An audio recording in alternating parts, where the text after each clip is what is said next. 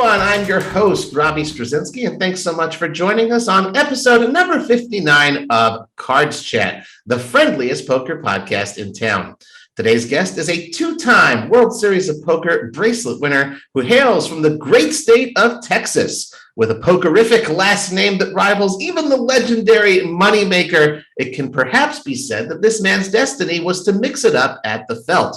A military veteran with close to $500,000 in tournament earnings, he's got a stellar reputation as a stand-up guy both at and away from the tables. On today's show, we get to know him a little better. Nathan Gamble, welcome to the CardsChat podcast.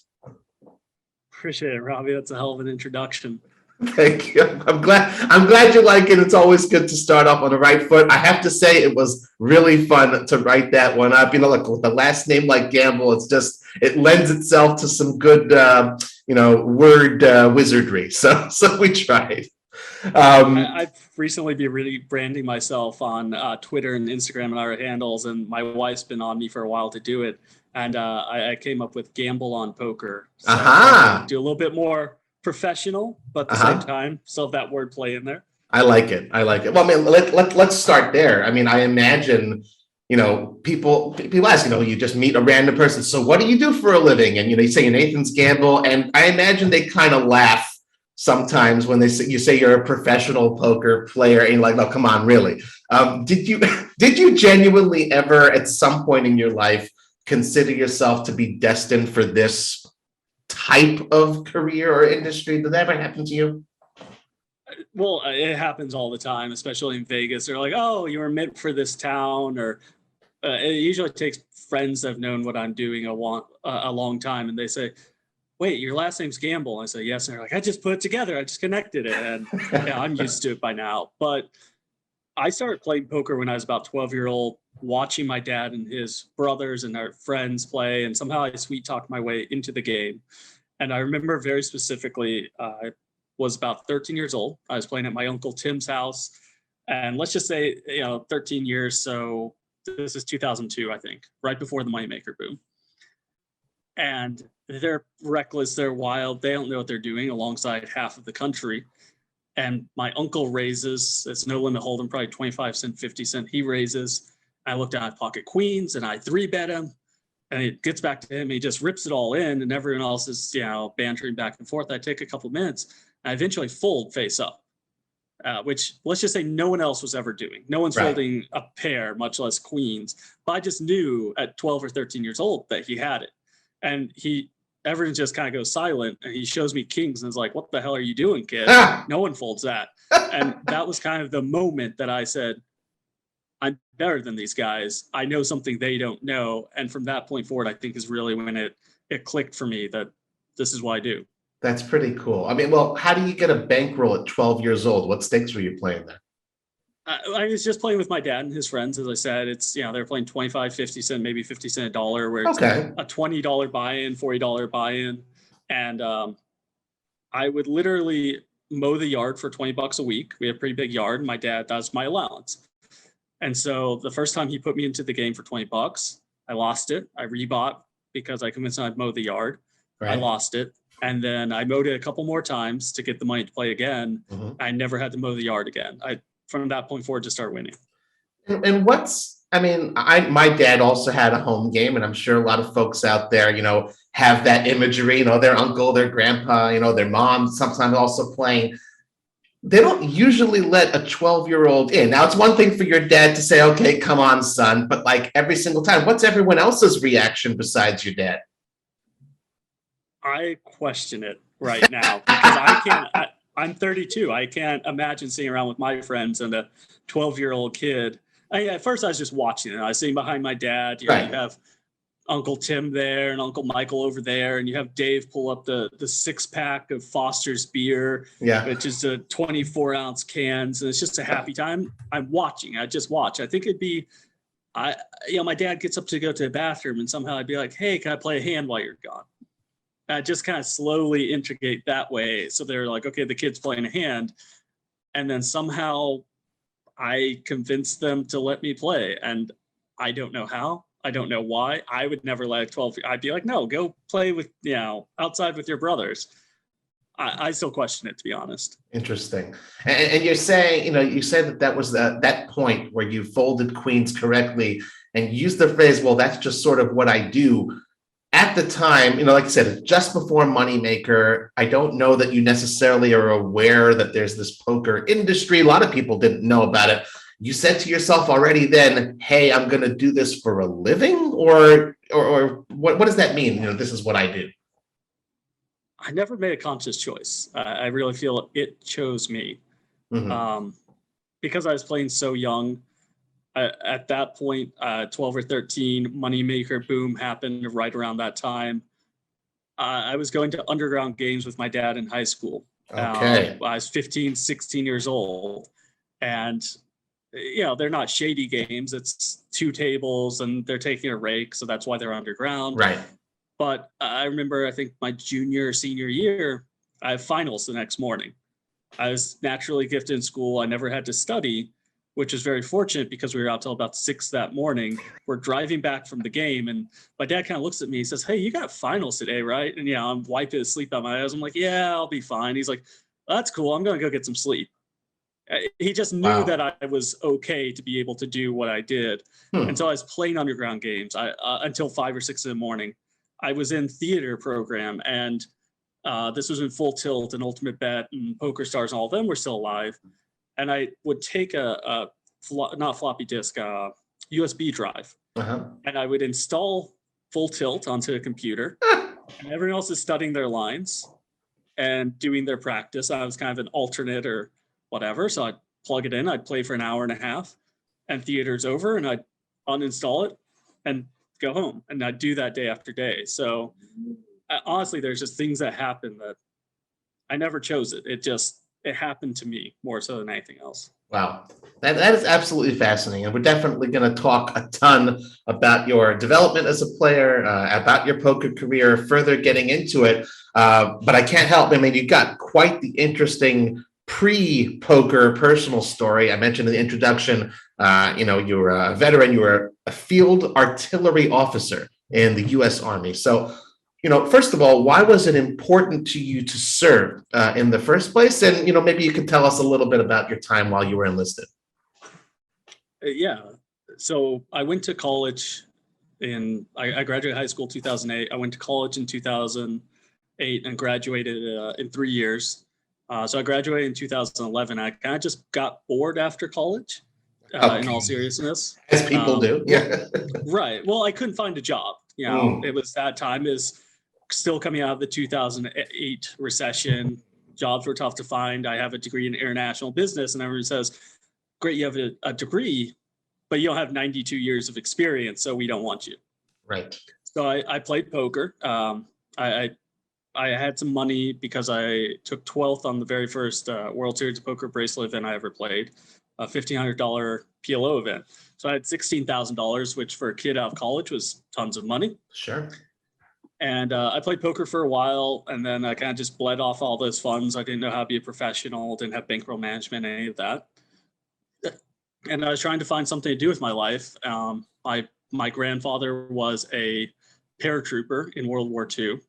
My best friends have all gone into the military, and I just kind of got bored and said, you know what, let's give this a try. I knew I could be an officer with my college degree. And so I walked into a recruiter station just to find out more information. And I think I shipped out to basic training about 2.5 months later.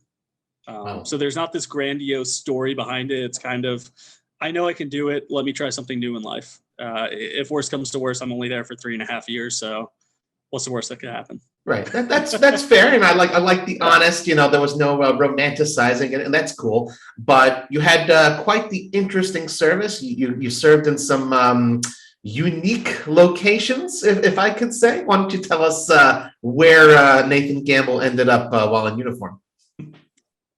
So as I said, as an officer, but I still had to go through basic training. So First I was at Fort Benning, Georgia, where I did basic training, and then I did officer candidate school, which is essentially the assessment to see if you're cut out of the right cloth to be an officer. Then I went through basic officer leadership college class in Oklahoma, which is where you kind of learn more about the actual equipment. So we were field artillery officers, so we had to learn about our equipment, to learn about what our men would be doing and what we'd be directing them to do. Right. And from that point, I went over to Korea for a year and a half. Right. So I took over a multiple launch rocket system company in Korea. I believe I had 3 MLRSs under my control with a 16-man platoon. Wow. It's been long enough that the numbers are slightly hazy. Sure. Which, for a while, it's basically the most demanding job without being deployed, because Korea is considered frontline operations. Right. Because we're still technically at war with North Korea. Of course. Right. So it's very demanding. It's 5 days a week of, maybe you wake up at 4 for PT, maybe it's 3. We had what's called EDRs, which is emergency drill readiness. And it happened about once every month or two. And you just get called at 1 a.m. and everyone loads out. You get all the equipment ready. You're putting your men through their paces, and you're just going all day long. So it's a 24-hour day easily. Yeah. You have training exercises, but most of it's just training and making sure you're ready for whatever's going to come down the pipeline. And towards the end of my tour there, then there was an incident where, let me remember the details correctly. So South Korean soldiers were walking along the DMZ, just patrolling like they normally do. And North Korea had planted a couple landmines across the border. It blew up a couple of the soldiers. They lost limbs. I don't think any of them died. I think they lost a couple legs between them, which South Korea didn't take too kindly. So they posted up as retaliation some giant speakers facing to North Korea, and has blasted out propaganda saying, hey, this is what your country has done. This is who they are. We're not actually evil as much as they tell you. And North Korea fired 3 rockets at these speakers. Wow. And South Korea's policy at the time was, for every rocket that North Korea fired, they fired, I want to say it was 24 back. Yep. So they did a return volley of 72 rockets into North Korea, which North Korea then said, okay, we're going to burn you down into the pit of hell, and there's going to be lava of blood. And, the normal rhetoric. Sure. Which meant for us that we were now at mission ready, standby. My wife at the time, she was in Korea. That's where I met her. And she says, hey, how's it going up there? I said, oh, it's good. I'm walking home. She says, you may want to call your commander, because she was part of a military intelligence unit. Oh, so she knew as well. Wow. Okay. Right. And so she just gave me hey, just, give someone a call.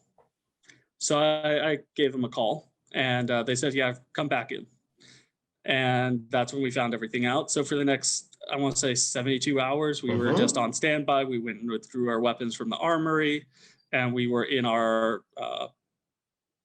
rocket launchers and just basically waiting to see what would happen for the next week straight. You're a long way from home, many, many thousands of miles. And, you said you kind of happenstanced into the Army. And here you are in this kind of crazy situation. Not many people can tell stories like that. Was there any point in time where you said, what the heck did I do?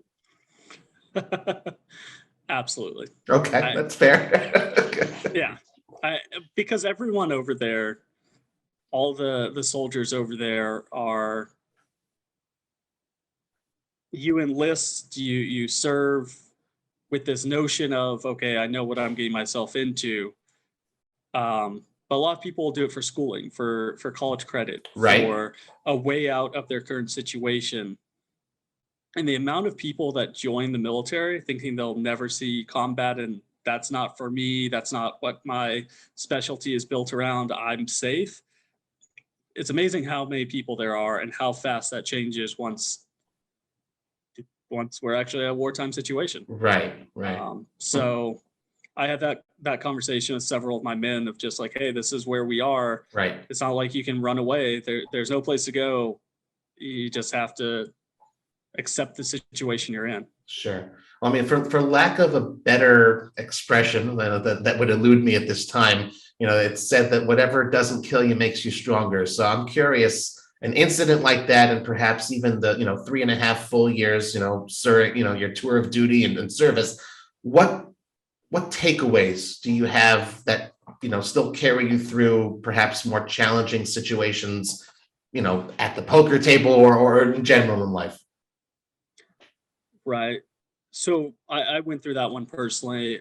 My wife went to Afghanistan. Several of my best friends, their wives and girlfriends, ironically, not many of the guys went, but a lot of the girls went over to Afghanistan. And I've seen enough in Korea. I've heard enough stories from my friends and wife of what happened over there. And then nowadays, I'm a poker player. Right. It's about as crazy different as you can get. I have the ability to hop on a plane. I get too drunk one night and I say, oh, I need to get a massage tomorrow to be able to recover and relax. It's night and day difference. Yep. And so for me, I've had this conversation with several people. We show up at a poker table. We're in a multi-billion-dollar casino. It's built around food and beautiful women and drinks. And you want a massage at the table, why not? You're playing with thousands of dollars that you should be able to lose. And I see people that get upset all the time. And it just gives you a perspective, not only at the tables, but in life in general, that there's more to it. There's harsher conditions out there. There's far worse things that can and do happen to people on a daily basis. And so it's very difficult for me to not have a positive attitude, especially in the poker world, because none of it really matters at day's end. There's far worse things out there for far more people, and I just don't take anything personally anymore. Okay, if there's any part of this, dare I say, with a lot more to go, if there's any part of this episode that anyone wants to replay, I would say that it's probably that part. It's a fantastically important message you shared there, Nathan. Thank you very much for that. On a perhaps brighter note, are there any memories that you cherish from your service, or some really happy times or highlights that you'd like to share? So the main thing for a lot of us that have gotten out, people that, oh, you're going to miss it and it's going to be the best thing you ever had and you're going to want back in. I don't think so. Okay. I enjoyed my time inside. I'm glad I did it. And the most important thing is just the friends I've met and the camaraderie that you share, because you go through some very difficult times, some very trying times, but you go through them together. And it's that kind of bonding through fire that you hear about in the movies, where it's very true. It's a very real experience where you're on 2 hours of sleep, 3 hours of sleep, no sleep at all. And you're just crawling through the mud, or you're just putting up with situations that you don't know how you're going to get through. And you do it with the person beside you. Right. And there's one moment particularly as that basic training, which looking back on basic training is a joke just because of everything else you go through afterwards. Right. And that's what the drill sergeants tell you at the time. They're like, you think this is difficult, this is the easiest thing you'll do, which because it's constructed, it's measured, it's set forth. You don't have to think, you just have to do. Right. But at the time, it's extremely difficult and demanding and mentally taxing. But I was probably in week 6 or 7 of 11 weeks, something like that. And I remember there's 3 of us and we were supposed to go get the water. And we walk over to this water tank and we're about to start pouring water into the canteens. And there's just a butterfly on top of it. And literally the 3 of us just kind of stopped and stared for a minute and just appreciated the beauty of the moment for a chance to look at something that was outside of our world. And we all just took a moment until it flew off, and we all shared that moment together. And so you do really learn to stop and appreciate the little things and appreciate the beauty that surrounds you. Damn. Okay. Maybe you got to repeat that part too. That's a man after my own heart. I love it. Fantastic answer. Let's pivot back to the felt a little bit. Did you ever play poker with any of your fellow officers or basic trainees? No, never once. Really? So that's a surprise. I went into the military having played semi-professionally for 8 to 10 years, whatever it ended up being. I had that 12th place on World Series of Poker. I had a deep run on Full Tilt event in, I want to say 8th or 9th place for 17,000. I'd earned my chops. And people just hear, oh, you're a poker player, I don't want to play against you. It doesn't matter what game they're playing. It doesn't matter if you're any good or not. There's just a perception. So there's never really any conversations of that happening. Okay, interesting. If you never pursued poker, is there anything else that kind of like piqued your interest? Like, what would you be doing now if not playing professionally? When I left high school, I went into school for international business, but my hobby, or not hobby, but what my passion was, what I wanted to pursue was to fly helicopters. That's something about just spoke to me. I've always been the guy that I've gone bull riding, I've gone skydiving, I've done bungee jumping, scuba diving, anything that there can be. I've always wanted to fly helicopters. And when I got out of the military, I actually pursued that. I was stationed in Oklahoma. My wife was stationed in Hawaii. And I moved up to Utah to pursue flying helicopters. I used the GI Bill and I flew for a year. I went through training. I got to the point where I was able to fly without anyone else in the cockpit. It was just me, and I'm able to fly patterns and do what I need to and fly to the next airport. I never got any of my licensing because I realized, well, there's a reason. I realized something. My wife and I had dated long distance. We were actually married at that point and still long distance. So for 3 years, we've been long distance. The closest we'd lived was 3 hours apart.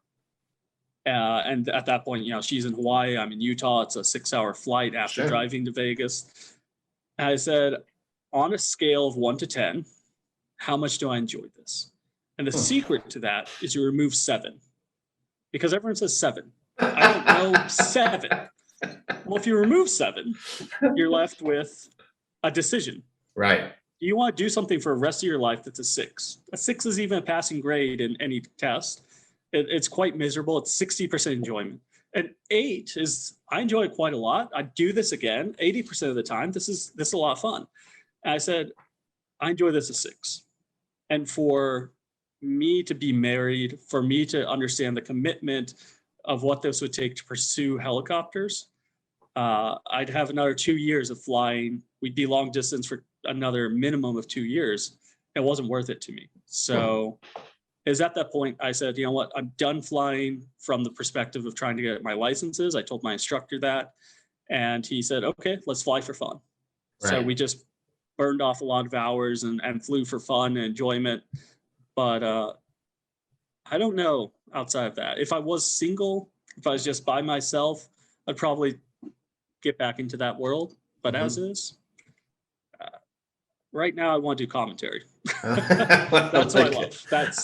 That's what I love. I like it. It's a very deep answer, and I imagine that kind of touches upon how deeply you think about poker as well in certain situations. It's not just a black or white. The numbers say one thing, but there's a more highly evolved thought process involved when it comes to decision making, reviewing your play, or at least that's what I'm.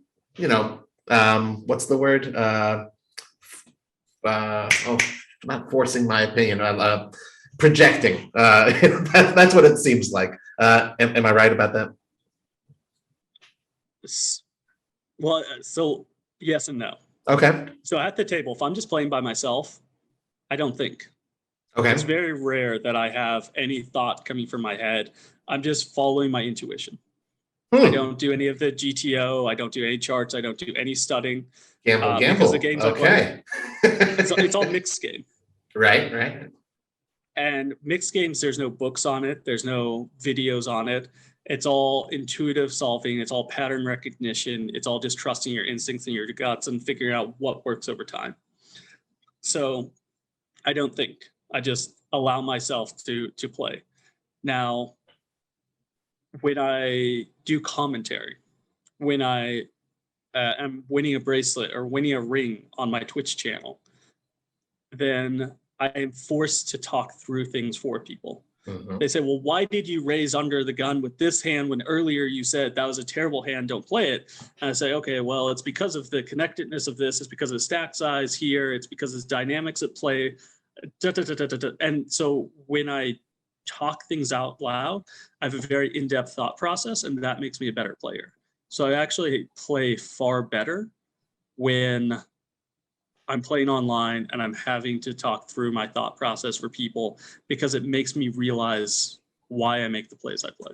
That's interesting. Again, a full and complete answer there. Thank you. Okay, well, it's funny. It seems like you may have read ahead at what some certain questions I'll ask, but I'll find a way to ask them in a way that sounds new. I met you when you're playing live poker and you're talking very highly about enjoying online poker and streaming online poker. Do you have a more particular affinity for one over the other? I love live poker far more. Far more. Okay. Why is that? So it's what I grew up on. When I was 12 years old, I wasn't sitting around the computer watching my dad and his friends playing online poker. You're watching the joy, whether people are winning or losing, there's a certain level of enjoyment and camaraderie that happens live at the table. You're able to look over and, give someone a hard time when they lose the pot and know how they're going to take it. You're able to bond over it. And I think live poker is it's more natural. Okay, I like it. Well, you mentioned a couple times that first trip you took to the WSOP. You're 21 years old. You have a 12th place finish. You get some good money there, and you went with your dad. And that's something that, believe it or not, you and I actually share. I didn't go to play, but I went just to be there at the WSOP with my dad for the first time. It was about 5 years ago, and I know it was very special for me. Beyond your results at the Felt, can you tell us what it felt like to be at the WSOP and participating for the first time with your dad right there with you, from who you learned poker? As you said, I learned poker from. Obviously, I've learned much more than that from him. But I learned poker from my dad, and he's been there since I was 12. He's taking the underground games at 15. And he's always kind of hides his head on that one, says, I can't believe I did that, but the credit's there.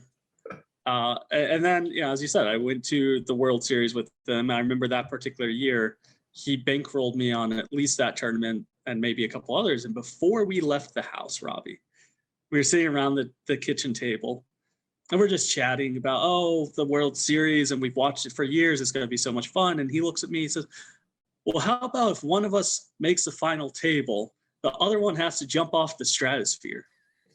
Because they have that bungee jumping ride that's just which I'm just like, sure. As I said, I'm free rolling. I love that. Oh, wow. Right, because you said you like jumping off high things. Okay. Yeah. And we don't talk anymore about it. And then this first tournament happens. I'm getting closer. I get through the money.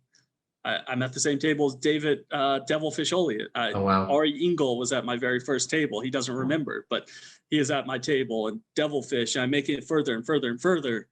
And my dad's there on the rail, and he stops by and he's like, oh, you're doing good. Then we're getting less tables and less tables. He's like, right. You can just see him slightly getting more and more nervous the deeper we get. He has to jump off the stratosphere. And he didn't know. And he tells me now, he's like, I don't know if I want you to make that final table or not. But wow. He literally had conflicted emotions. But he's like, I would have found a way to buy you out. I'm like, I don't know if I would have let you. Right. Oh, my goodness. But even to this day, when I won my first bracelet in 2017, I gave it to my dad. Oh, I love it. Because he's the one that, saw in me the ability to do this. He's the one that encouraged me to be able to play poker. My mom was not happy about it. She was not enthusiastic. There's probably an argument or two along the way of whether I should be able to play poker at such a young age. But he's the one that essentially allowed it and encouraged it and saw within me the ability to compete. And so I gave him the first bracelet because of that. And because as much as he loves poker, I think he has absolutely no chance of ever winning a bracelet himself. And so I want him to get a taste of what it's like. I like it. And even to this day, I go back to Vegas on Wednesday. This is so the day this is released, I'll be back in Vegas. And he flies in the day before. So he'll be back in Vegas. We're going to have dinner as soon as I land. And then he's going to play the seniors event. And hopefully one of these days, I'll have the chance to rail him on one of his final tables. But it's still something we share and something we bond in throughout every year. That's absolutely beautiful. And plus, of course, it gives him, when he's wearing that bracelet, oh, did you win that? No, it gives him a chance to brag about his awesome son. So that's pretty cool. Beyond that first story, beyond your bracelet victories, you've attended the World Series of Poker numerous times. Do you have any special memories or funny stories from your times at the WSOP that you care to share with our listeners and people watching? I think what stands out the most is the friendships I've made along the way, really and truly. So there's one gentleman who I played with one on the very first event of 2012, I want to say. So it wasn't my first year there, but it's one of my first events of that year, and it's Kaylin McNeil. And we played the very first table together, and we were friendly, and we were having a good time. And he's one of the loveliest men you'll ever meet in poker, Canadian. And he went on to win that event. I said, holy shit, like that guy's good. And then next year he final tabled it, and I think he took third on it. And I'm still friends with him to this day. Every time we see each other, I give him a hug. He gives me a hug. I'm going to visit him sometime in Canada. And we just spend the time talking. And the time slips away. Oh, we need to get back from break. We need to get back there. And there's other people like that. I've befriended Brandon Jack Harris, who just had fifth place finish just our day in the $10,000 horse event. Yep. And he's the same way. Every time I see him, it's happy, it smiles. We're friends, and to share in that camaraderie. When I won my second brace online, he was on the phone with me during breaks and talking through how to kind of tweak my strategy a little bit and how to win. And I really attribute that second bracelet to him. Nice. Yuri Dizanowski, I don't know exactly how to say his last name. I think Jivalevsky or something like that, right? Jivalevsky, we'll go with it. I need to ask him at some point. Yeah. But I met him not because he's amazing at poker. I had no idea. He was just a very happy, very friendly guy. We battled, we challenged each other across the felt, and we became friends. And then I saw that he's winning everything under his sun. He's ranked number one on pocket fives. He has 2 bracelets, a deeper on the main event, won every W Coop ever known. And that's not how I know him. I just know him as Yuri, the happy guy. Nice. And so that's what I look forward to at the series. Those are the memories I look forward to, is where I get to see my friends at the table. I get to see my competitors across the felt. And it's a special time of the year for that. That's what really makes the WSOP so special to me. That's super cool. I mean, it's funny, one of the questions that we always ask our listeners here, this is the friendliest poker podcast in town. So we always ask, who are the friendliest people or the friendliest person who you've ever competed against at the tables? And I think you've answered that question quite well. You've competed with those guys, perhaps, or across the table from them too? Absolutely. Yeah. I've competed with them across the table from them many, many times now.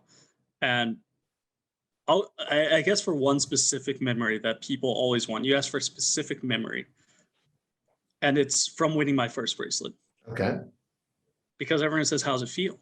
Right. They want to know. They want to be there. They want to be in that place. And I don't know if this is how anyone else would react, but this is mine. I wasn't, there's no one on my rail. There's one guy from home I played with throughout those home games for 10 years. You're not known. No one knows who you are. You have one friend out there that says, oh, I was walking by and I saw you. And we went on dinner break. There's 5 people left, and we come back from dinner break. It took 1 hour and 1 hand for it to be over. It's just steamroll. I mean, you can check the replays, and they say, the steamroll is going. It was absurd. It was 1 level and the very first hand of the new level. So it caught me by surprise. It was shock. It was disbelief. I sat there after winning it, and it didn't feel real. And there's no one around. No one's there to celebrate. There's not this great, glorious affair. It's just, let's do a quick interview. All right, thanks, guys. We'll see y'all later. Go off into the wind. You don't even get the bracelet. You get the next day at the ceremony. And I think it was about 10:30 at night. And I went and I walked into the cash game section at the Rio. And I walked up to a floor person that I've seen every single day. I didn't say a single word to him about how I just want a bracelet. I just said, hey, put me on the 2040 Omaha list. Amazing. I said, okay. And I went, And I played 24 Omaha 8 or better for about 3 hours. I didn't say a word to anyone. I wasn't sitting there trying to brag. It was just decompressing and trying to understand if it was real, because it happened so quickly. And I took about 3 hours for the adrenaline to kind of settle down. Wow. And then I went to bed that night, and I came back the next day. I saw the same floor guy. He said, "It's Chuck. I haven't seen him this year. I've been looking for him, but it's Chuck." And he said, "You didn't tell me yesterday you want a bracelet. What the hell are you doing?" And I said, "Chuck, I just need to decompress." I love it. And he said, "That's fair." That's amazing. That's that moment when you win the bracelet. It's like you've been working for it for so long. Right. That it was just absolute disbelief that you wake up the next morning and your phone has 150 messages. Yep. And you say, "I guess it was real. I guess this was real." That is an amazing. That's an amazing story. And I was kind of wondering also, like, if anyone at that cash table is following the live updates and all of a sudden, like, wait a minute. Wow. That's really cool. Marcel Lusk, I played with him deep on day 3. And I don't know if he'd remember me to this day, but he came over after I sat there for about 2.5 hours. And he says, "Oh, Nathan, how are you doing, my friend?" And I said, "Oh, hey, how are you doing, Marcel?" He said, "Good, good. How did you do in that tournament we played?" I said, "I won it." He says, "Wait, what?" "I won it." He's like, "Oh." And a couple of people kind of realized at that point. Right. It's because of Marcel, that brought it up. And he was just like, "Oh my God, I'm so happy for you." Amazing. That's not the answer you usually expect. That, hey, I won it, especially at the World Series. Shout out to the Flying Dutchman, Marcel Lusk. Very, very cool. Did he give you the upside down glasses as tribute? I hope he sang me a song, but there you I go. don't remember. There you go. Well, so how does that feel? You said you love live poker infinitely more than online, but hey, you're a double bracelet winner. You've won a second one last year in the I believe a $600 PLO 8. You love that game. How does that feel in contrast? Obviously, it's different times, pandemic times. So is there also that aha moment? You're sitting at home, you have a rail. Like how does that work? So we've talked about, I have a very different path into poker than most people. Very different. Even though I've played for 20 years, I've only played professionally and semi-professionally since 2016. Right. So I didn't have a rail the first time. I didn't have a following the first time. I didn't have anything other than it's me proving myself in the poker world. That next time, I built up a group of friends. We have our 8160 mix game that we played. And in that is, at the time, Brandon Jack Harris was playing with us. Ali Najad is the one that's hosting, and I was co-hosting alongside him, many other names. Max Pescatori was in there, but just people that aren't known in the poker world are friends. Andrew Ye, he just took third on the 10K Omaha 8 or better. Yeah. Several great, amazing poker players and friends. And for that second bracelet, I really felt it was more about not proving myself to the poker world, but becoming a part of it. And forming that rail and having formed those friendships. And I had several people that were awake with me at 1 in the morning, 2 in the morning. I think I won at 2:12, if I remember correctly. And I said, I was on the phone with Brandon Jack Harris, who I was like, "Oh my God, he's the best player in the world. He almost won Player of the Year. This guy's amazing." And now I'm calling him, and now we're talking strategy on the breaks. And I had other people when I won that are texting me and calling me at 2 in the morning. They were just up and awake, right? And they were there for me. And as soon as I won, it was that same feeling of accomplishment, is that same adrenaline rush. My wife was asleep in the other room. I didn't wake her up. I was like, I'll wake her up in the morning with the good news. But the first victory was me establishing myself in the poker world and saying, "Hey, I'm part of it." And the second one was really that surrounding myself with the right people and proving myself that I belonged within this poker community more so. And it meant a lot. That's really cool. It definitely meant a lot. So let's talk for a second. You touched upon this 8160 game. You mentioned Alina Judd. You mentioned Max Pescatori, Brandon Check Harris. I'm just a recreational 1-2, 2-5 player, but I know that game selection is pretty important, and that sounds like kind of a tough game to beat, Nathan. So what are you doing in that game? What's that game like? So we started off the game originally at Bellagio. We had a little bit of a disagreement with them. We moved it over to the Encore poker room. Let me just say, Encore Win is one of the best poker rooms in Vegas. For those that somehow haven't checked it out, it's extremely well run and amazingly just put together. One of the best top 5 in the world. And we moved the game over there. And you have these players, you have these names, but it's still just poker. At day's end, it's poker. And you can sit across from Negreanu or Helmuth or Brandon or Ali, and it's still just your decisions against their decisions. And what I love about the mixed game community in particular is people say, well, what's your favorite game? And I say, mix. They say, well, what's the favorite game in the mix? And I say, no, it's mix, because we play a 13-game mix. And people don't even know what half the games are. But you don't have to be a superstar. I'm still struggling some of those games. I don't want to say out loud what they are, but I know what they are, where I'm not playing the best at the table by any stretch of imagination. But it's kind of the Chip Reese theorem. I don't need to be an A-plus player across the board. Let me be a B player. Let me just be a solid player in every single game and not make too many mistakes. And don't have that one game or the 2 games where I just bomb everything, I give it all away. And so it's not so much about who you're playing with and how spectacular they are at poker.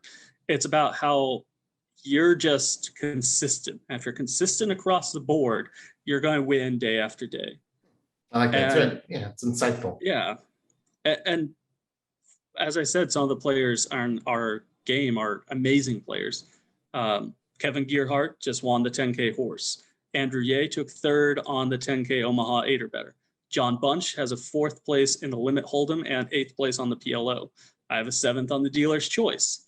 Hernan took 2nd on the Omaha 8 triple event. Scott Abrams took 3rd on that event. We have a community of that 8160 group has probably, I think I just said 8 final tables. Yeah. Pretty solid. This summer alone. Yeah. And everyone's amazing. Everyone's very good. But in the mixed game, they may have a hole in several of their games. And that's where you take advantage. Is they're great and they're better than you in some games, but just be able to take advantage of them in the games that they're not. Right. That's how you win day after day. That's how you win consistently within the mixed world. Right. So, okay. So I have to try to frame this question in a way that you feel comfortable answering it, because we don't want to give away secrets or anything like that. You have won both of your bracelets in PLO 8, and you say your favorite game is the mix. It's known in Dealer's Choice that ideally you should be picking games that your opponents aren't good at as opposed to ones you are good at.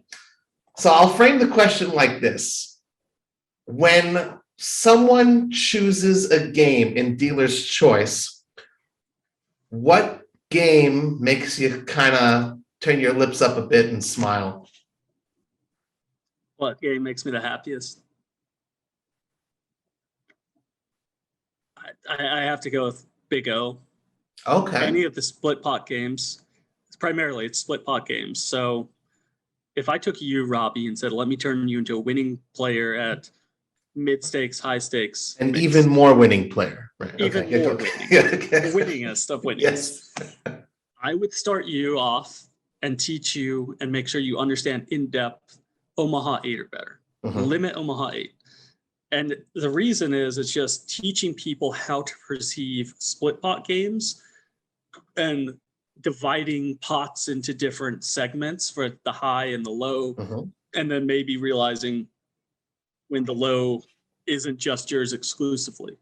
And it's figuring out how to do those things that transcends most of the mixed games, is figuring that portion out. And for me, Big O speaks to me. Pot Limit Omaha 8 or better speaks to me. because it has those characteristics, and I don't know how to ever teach anyone those games because I have an innate understanding of them. When people play their hands, to me, it's very face up.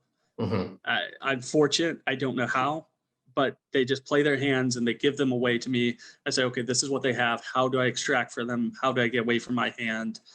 And I play Big O right now in Texas. I think I have an 88% win rate on the cash games. Is that all?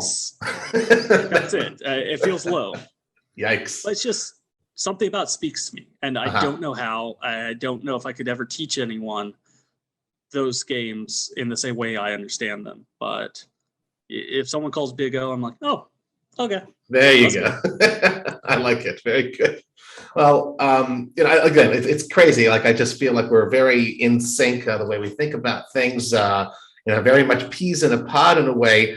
Listeners may not realize, and people watching, that I met you for the first time just a couple weeks ago. You came to my mixed game festival, and it was pretty awesome, I gotta say, to see a pro player who regularly plays in the 80-160 mix, who enters five-figure buy-in events regularly, come to dabble with us, mere recreationals in a 4-8 dealer's choice. And when I ask you, hey, so, what are you doing here? You're literally, you got a final table waiting for you.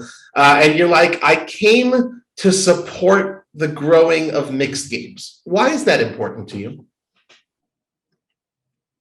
Professionals need recreationals as much as recreationals need the professional dream. We're peas in a pod, Robbie. We're one and the same, because the mixed game community is great. It's glorious. It people see it and they want to be a part of it. They see players like Ali or Elia Lesra or Crazy Mike, and they say, wow, they're playing 300, 600. Oh my goodness, I want to join them. But they feel intimidated by it. And what I've realized, I've had many conversations with Ali on this for several years now, trying to figure out how, is what we lack in the mixed game community on the whole in Vegas is what I call the bridge. There's an occasional 4-8 game that's hosted at Aria. I'm saying $4, $8. That's where I learned. I started playing April of 2019. Wait, I started playing 4-8. No. Yes. Wow. I'm relatively new to this community, but I learned very quickly. Okay. That's actually very encouraging to hear, I have to say.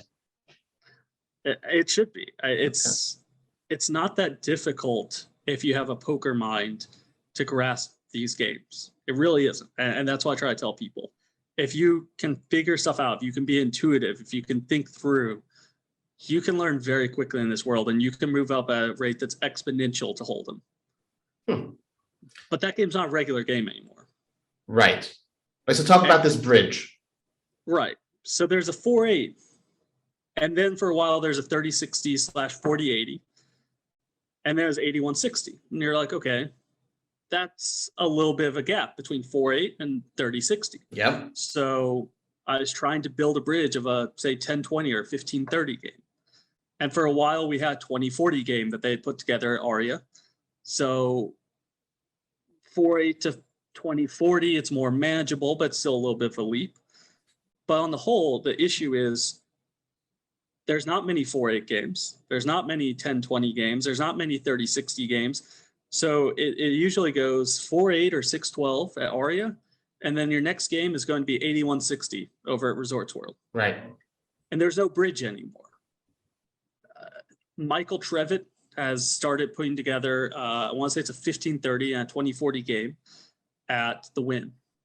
So he's starting to put that together. It has some longevity to it at this point.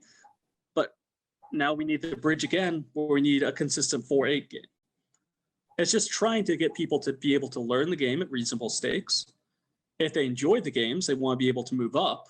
And they can't move up from 4-8 to 81-60. So it's being able to give back to the community, to learn the same way I did. That's why I wanted to be there at your mixed game festival for 4-8 mixed games. Let's get people to learn. Let's get people invested. Let's get more of those 4-8 games happening around town. It doesn't have to be a nice property. It doesn't have to be a fancy property or a bad property. Any property. Westgate, Orleans, Resorts World. I don't care where it's hosted.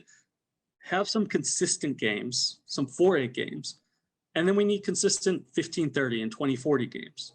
We need to consistently be able to grow the game, because without that bridge, without that divide, or with that divide, we are going to die. The mixed game community will die at the top. Where are players going to come from? Where are you going to get players for an 81-60 game? Well, it's a nuclear cockroach. It won't die. I don't know why it won't, but it should have died a long time ago for the lack of new players and new blood we have coming into it.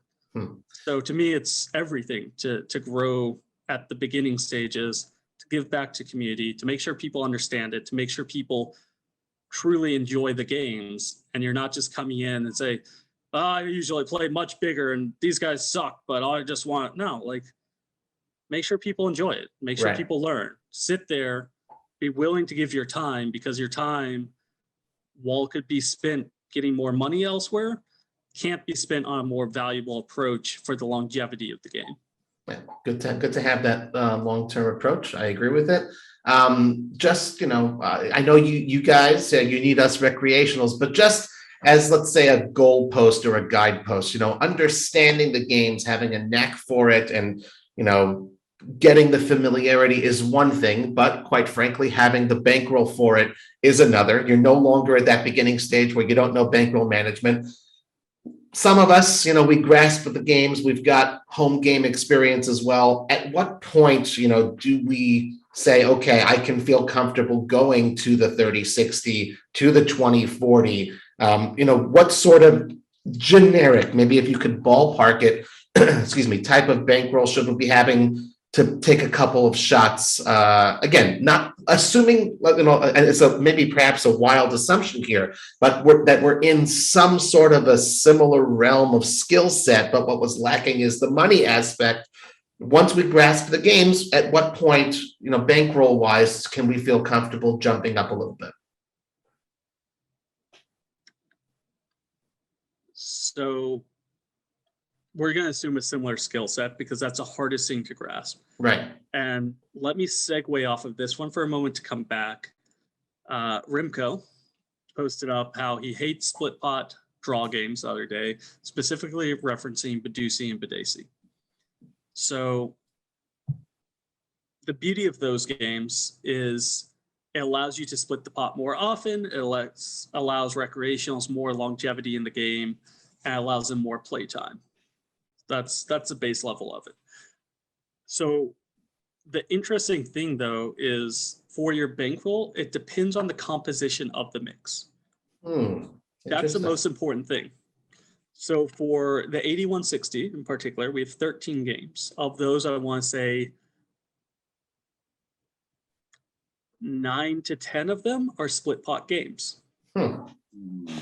So it's a relatively, as we like to call it, bloodless mix, because it's not someone just crushing everyone else. It's okay, you have an occasional scoop pot, but most of your winnings is coming from learning how to 3/4 people, learning how to save a bet or skip a bet when you're getting 3/4. So it's relatively bloodless. Now, if we look at the next tier up, the 300-600 game, I believe they have a 10-game mix with 2 of them being split pot, 8 of them being one winner games. So it's a very bloody mix. And they also have straddles and blind pots for some of the big bet games and stuff like this. So it plays more like 500 to 1,000. Yeah. So it's a very bloodlust mix. Yeah. So it depends primarily on skill set, but also the composition of the mix. Is it split pot? Is it primarily limit? Or is it going to be a big bet mix where it has some pot limit and some no limit and some big O, and it's a cap on this? So that's the primary thing I would look at for a player. Obviously, if you're in a very bloody mix, you're going to need a lot bigger bankroll. Much, much, much bigger. That's a great tangent, and at least for me, a very instructional answer. And I hope a lot of folks out there can gain some insight from that one too. Good answer there. Thank you. I want to get through a couple other questions before we get to our community questions here. You write for Card Player Magazine. So how did you first get that gig? And what appeals to you about doing poker writing beyond just playing the game for a living like so many of your contemporaries? I was interviewed after I won my second bracelet by card player. I forget the gentleman's name at the minute. And I mentioned I was writing a book. As I said, my grandfather is a paratrooper in World War II. I have his memoirs, and I was writing, and still am writing, a book on his exploits. And they found out during that interview that I was writing, and they said, "We loved how you talked in the interview. We noticed you were writing a book. Would you be interested in writing for a card player?" Very cool. And I went to my wife and I said, "Oh my God, oh my God, oh my God," because it's a bucket list item. Before I responded to him that day, I had already written an article and sent it with my response. That's amazing. That's really cool. I love it. I've been playing poker since I was 12. This is my passion. It's given me almost everything I have in this life. So to be able to write for an article that I had hanging on my wall as a kid, as a 15-year-old kid, to be able to write for them, it is next level amazing. I've been doing commentary recently I did it for Poker Go and CBS for a $10,000 limit hold'em final table. That was a bucket list item that I didn't even know that I truly had until I started doing the commentary. I did it for the Galifon Challenge. It's amazing. So honestly, right now, I want to get more into the media side. I want to do more interviews, more podcasts, more commentary, more written content than playing necessarily, because it's given me so much. I think that's my opportunity to give back. I want to be an ambassador for a poker site, not for myself so much, but so that I can contribute to the poker world. So when there's those questions about tournaments, or is this good for the game, or is this good for the game, or how do we attract more recreationals, I have a voice. I want to do the media side. I want to do the commentary. I want to do the writing to attract people, to give back to this world that's given me just about everything I have. Amazing, amazing answer. And I think I got to give the shout out. I believe that's Julio Rodriguez for the Poker Stories podcast over at Card Player Magazine. Great answer. I love it. You use the nickname Surf Bum for Life on Twitter. And I don't believe either Texas or Las Vegas is really known as a surfer's paradise. So how'd you come up with that one? So actually, right before this interview, I just changed that to Gamble on Poker. Okay. Because of all these media inquiries I'm getting, I'm trying to present myself more as a professional side, and change that image just a touch from I'm just having fun out here to trying to present a little bit more professionally. But that's been my handle for probably 10 plus years. Yep. And as you said, has nothing to do with Texas, has nothing to do with Vegas, but it has to do with my mentality. And I've known for a long time that poker is what I do. It's who I am. And it's kind of the way of life, the way of thinking that I want to always remind myself that if I end up in a 9-to-5 job where I was hating my life, with the white picket fence and the wife and the 3 kids and just that mundane, that's not who I am. It's not me. And it was a way of reminding myself that if I find myself in that 9-to-5 job, I want to just kind of sell everything, pack it up, and move to Hawaii. I want to rediscover myself. I needed that freedom and independence. And that's just kind of been my way of always reminding myself to be true to who I am. Okay. And then now if people want to know that person who's true to himself, it's at Gamble on Poker on Twitter? Yes, sir. On Twitter, on Instagram, on Twitch. Brilliant. Okay. All 3 of them. So we know you've been to Korea, but according to the Hendon Mob, all of your flags are the stars and stripes. So how about traveling abroad for some poker? Has that ever appealed to you? I went over to Melbourne for the Aussie Millions back in, I want to say it was 2019. I loved it. Absolutely amazing. It is some of the best food you've ever had. That's what everyone raves about. And before I went over there, I was like, what do you mean food? Like, okay, the breakfast is amazing. What's that mean? But they have like a espresso milkshake, and they like hand pick their little eggs off of a tree, and they have a bacon tree in the backyard. I'm telling you, it's hand picked bacon. It's some of the best food I've ever had in my life. Their food was amazing. The entire experience, the staff was friendly. It was well ran. I absolutely loved it. I'm now talking about going to World Series of Poker Europe after this World Series. Nice. Specifically because no player to date has won a bracelet on American soil, online, and in Europe. There's about 20 of us that are in contention for it, but no one's done that. So I want to be the first one to be able to accomplish that dream. So hopefully after the series, things are going well enough, restrictions are open, that I can go over to the Czech Republic and compete for the next level. Nice. I like it. Is that the kind of stuff that motivates you as a tournament player? Titles, accolades, that sort of a thing? Or like cash games, is it money? So I don't play tournaments outside the World Series. That's the Oh. only time of the year I play it. I think I play 5 tournaments outside the World Series of Poker, and it's occasional Poker Masters, occasional one at Aria for one of their high roller series if I think the field is particularly soft in it. 95% of what I do is cash games. So only reason I play during the summer is for the legacy, it's for the glory, it's for the bracelets. I don't play at Venetian, I don't play at Wynn, I don't play anywhere else during the series because there's no title and legacy that comes with it. And I do 99% of my tournament play right now at this time of the year, specifically for World Series. And again, it goes back to, I want to be an ambassador for this game. I want to build a name for myself. I want to build a legacy. And I think the only way to truly do it is through the jewelry, if you will, the bracelets, the rings, the titles that mean something. Dare I suggest that you're succeeding at that quite well. My last question for you, before we get into the community questions, you had alluded to it before, there's no lab, there's no GTO for mixed games. And, obviously there's a ton of material out there for folks who want to improve at No Limit Hold'em, even, a good bunch about Pot Limit Omaha. But mixed games, like where do you turn? Like, beyond playing, getting the reps in, perhaps talking to friends, is there any, I don't know, it's not special sauce, we don't want to give away secrets, but someone who wants to improve at mixed games, again, beyond play, is there anything that you would recommend? The number one that I would recommend, and during the Galfond Challenge, we gave away his book, is Dylan Lynn's book. It has the basics. It doesn't have necessarily how to be amazing at the game, but has 15 to 20 games in it. It's Dylan Lynn's Mastering Mixed Game book. Yep.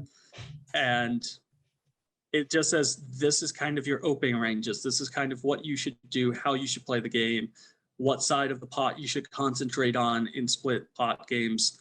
And it's about the best resource there is right now to pick up and learn mixed games. And a shout out to Dylan. He won the triple Omaha 8 or better tournament, defeated Hernan heads up, defeated Scotty 3-handed. One of the nicest guys in poker as well. Just phenomenal guy. Couldn't be happier for him. But he's put together one of the best mixed game content books out there. From the recreational player standpoint, hashtag confirmed on all of those accounts. It's a great book published by D&B Poker. And we always love doing this. Guys, this is episode number 59. Dylan was on number 49. There's a whole bunch of other podcast episodes to listen to as soon as you finish this one. So be sure to check it out. Okay, it's time to turn to the segment of the show where we turn to you guys, our Cards Chat community, to see what questions you wanted to ask our guests. We have a dedicated thread on the Cards Chat forums for this. So as we announce who our future guests will be, please be sure to send in your questions. We have a couple of regulars who've sent in questions for us today. The first being Antonis32123. Thank you very much, Antonis. He asks, what is the reason, Nathan, that you do not prefer playing No Limit Hold'em, the game that most players like? So we touched on this a bit earlier as the intuitiveness of mixed games versus Hold'em. I think you can take a Hold'em player or someone that's never played the game before, and you can almost run it like a college course. Here's your books. Okay, you're done with the course material. Let's move you into the solvers. Okay, you understand the solvers and how they function. Now do your homework and run those sims 1,000 times and then get back to me, and then run them 1,000 more and get back to me. And you can teach someone the building blocks of being a successful no limit hold'em player. It takes a lot of work. It takes a lot of studying. It takes a lot of material and time, and not everyone can do it, but you can literally run it as a college course almost, and you can make someone a successful player. In the mixed games, you ask what's the best resource out there, I was able to give you one book, Robbie, one book. There's nothing else out there. There's not videos. There's not books. There's nothing but just really watching. So for me, that's how I learn best, is watching, is looking at pattern recognition. I played the No Limit Deuce to 7 single draw tournament. I've never played it before. I've played the game several times. I have a good intuitive grasp for it. But I ended up seated at a table with Brian Rast, with Nick Schulman, and John Reisner. Easy game. Yeah, super easy. Just some of the best players in that game. And I kind of knowingly said, okay, I'm going to do my best, but I'm going to pay my tutelage and I'm going to watch what they're doing and I'm going to learn. Wow. And that's how you have to kind of do mixed games, is I'm going to pay my tutelage, I'm going to learn. And I think if you have the brain for it, if you have that instinct, then mixed games is old school poker. And that's why I love it. Love it. Great answer.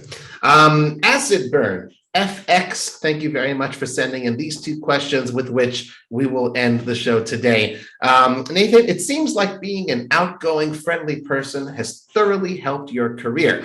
There are so many players at the table that just sit silently with headphones on. How important is it to engage with other people at the table? Acid Burn FX wants to know. We play poker for three things in my mind: camaraderie, money, and competition. Those are the three primary things. And for me, I play obviously for the money. It's how I make my life. That's my livelihood. But at the same time, why not enjoy yourself? Why not have the camaraderie? Why not talk with people? Why not make sure you're having a good time and they're having a good time? You can sit there and you can be miserable and you can make just as much money and maybe even more money. But it's kind of just about life balance of at what point, once you've made enough money, once you make a comfortable living, are you willing to sacrifice your happiness for more money? And I think that just being happy in life means more than any amount of money. And that's what being talkative and being friendly does. And it also has its own benefits that complement that. In the dealer's choice $1,500 one, we had gentlemen that had never played any game but No Limit Hold'em. Wow. We had to explain every single game to him, and we did. We said, this is the game, this is the best hand. If he had questions, we'd answer them. And he played for 4 or 5 hours, surprisingly. And after he busted, we had made sure he had such a good time. We had talked with him and chatted, and he is so happy he went and re-entered the tournament. Oh, wow. That's a success. So, wow. I mean, we had fun. He had fun. And we actually profited from him having fun by him re-entering the tournament. Most players are going to be quiet and say, oh, that sucks. You don't know the games. And he's going to be miserable, and he's never going to re-enter, and he's never going to enter another tournament. So they're costing the community, they're costing themselves, and they're miserable. Why not do both? Right. Wow. Why? That's an amazing story. Literally proof positive that it genuinely works, and it takes a team effort in that respect. Final question for you. Acid Burn FX likes asking some grander questions, so we'll ask this one for you. Is it better to be a big fish in a small pond or a small fish in a big pond? Both. So I've played the vast majority of my career in Texas, where I am a big fish in this pond. I said I win 88% of the time in Big O. I'm crushing it. It's amazing. I'm making money out here, but I'm not making a single connection. I'm beating, John Smith, who works at the 7-Eleven. I'm beating Farmer Joe that's tilling the crops, and it's good money, but I'm not making any means outside of poker. Now, when I lived in Vegas, I'm still making good money, but I'm establishing those connections. Now I know Ollie. Now I know Brandon Shackers. Now I know Norman Chad. Now I know people that have avenues beyond just playing. So I'm playing a much smaller pool, and I'm a much smaller fish than I was before. But I'm making means outside of poker. I'm making networks. I'm making connections. So it depends on what you want to get out of this. Do you want money? Do you want networks? What do you want? And I'll leave it at that. Very good. Well, you heard it here, folks. Nathan Gamble is certainly a fish, whether big or small. We heard it here.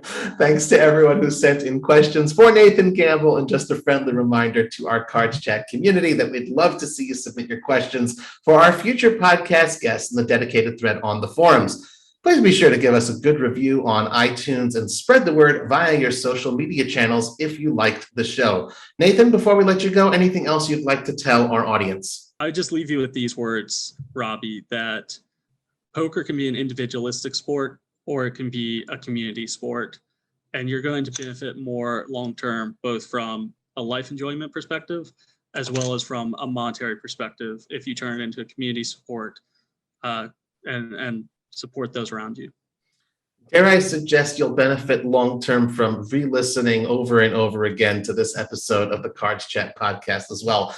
Thank you very much again, Nathan Gamble. Thank you all for tuning in once again to another episode of Cards Chat. I'm Robbie Strazynski. You can follow me on Twitter at CardPlayerLife. I wish you all a wonderful day.